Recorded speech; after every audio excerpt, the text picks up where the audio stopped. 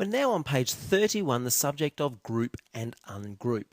Well, we have looked at grouping a little throughout some of our lessons, but here we'll look at it in depth. Over here on the left, I have a group of a number of groups. In other words, you can group many objects and then sort of do a master group and group them all together if you want to. Why do we want to do that?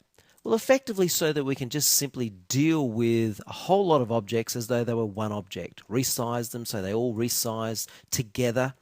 You know, we can rotate, we can skew, we can do whatever as though it were all one object. That's the advantage of grouping. So let's create our first group. I'm going to create this one up here, group 1. I'll place that object, then I'll place that object, and then I'll place that on there. And all I have to do is select all of the objects, either with a marquee or select them individually. And then I can use Control G on my keyboard. I could right click and use group, or work with the property bar, which I tend to do personally, and click group. So now we have a group of objects, and of course we can deal with that group as though it were one object. Well, over here on the right hand side, we're going to create a series of groups. We're going to create a group of the highlight, then the blue ball and the highlight, and then we'll finally add the text and then group the whole thing. So there will be 3 groups in total. Of course, the reason we want to do this is oftentimes once we've positioned something or a set of objects exactly how we want them, we don't want to have to deal with them individually anymore. So grouping them together gives us the advantage of manipulating them as one, or just literally moving them around as one. So once I've got this where I feel is about right, I can select all 4 and then group them together. Now, of course, when I deselect, I've only got to click once and I have all within that group. Click again and I can just skew the whole group together, and that looks about right. Pop it up a little bit more. Now that I'm happy with my ball, I can select the blue background and the highlights and group them together. Group. So that's group 2. Eventually, taking my piece of text, place that on top, select the whole thing, and I'll group that together, and that's group 3. So now I've got group 1 and group 2. Group 1 is a whole bunch of individual objects. Group 2 is a group of groups. Okay. If I want to select an object within a group, I simply can use this option here called the picker tool. So hold your finger on the control key, click once, and you'll see that I've got the blue square in the background. Keeping my finger on control, I can select various objects while I hold my finger on control. If I do the same thing with this group of groups, finger on control, well, the first thing that will happen is everything will be selected. Now, if I click again, I can select that piece of text. Now, when I click here, I'm going to get the whole thing again because I'm clicking on a group. Remember, the blue and the white squares are all grouped together. Hold finger on control, and then I can select the group of white highlights, finger on control again, and I can select the individual object within that group. So you can actually get to varying objects within groups. Now, this is interesting. Over here on group 1, let me grab my piece of text and I'll just pop that up here. And as you can see, it's sitting behind the red square. I can simply go Control Page Up and it comes to the front.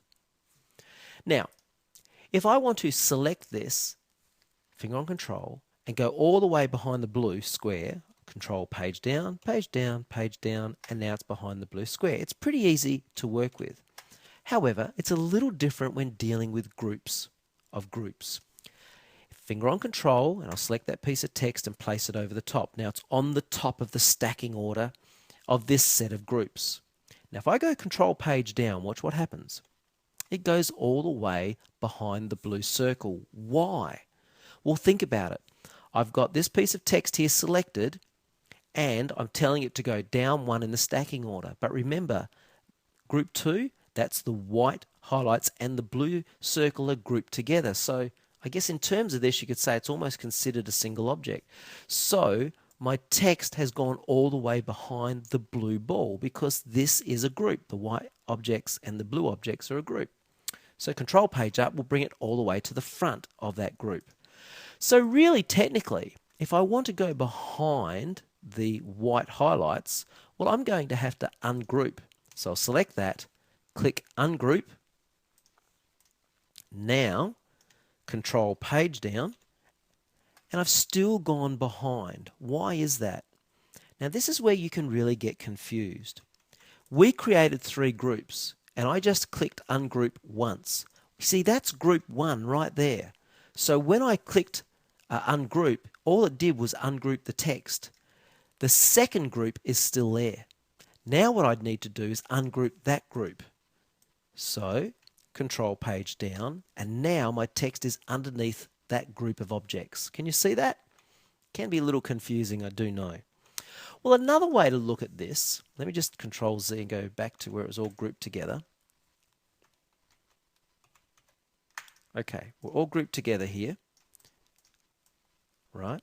So, what I could do is select this and then click Ungroup All. And what that does is it automatically ungroups every group within the entire selected range. So now every object is individual. Then of course I could reselect that and group it, and then Control Page Down, and I'm sitting underneath the group of white objects. Does that make sense? Okay. Finally, I'll Control G this time, group that together. I'm just going to place this over the top here like that. And I do want you to see this. I'm going to select all of these objects and shift page up so that all of these objects are right at the top of the stacking order for the entire page. Now, as I go Control Page Down, the entire group and all of its objects go behind that group. Okay, so groups move through the stacking order as though they were a single object. Just keep that in mind.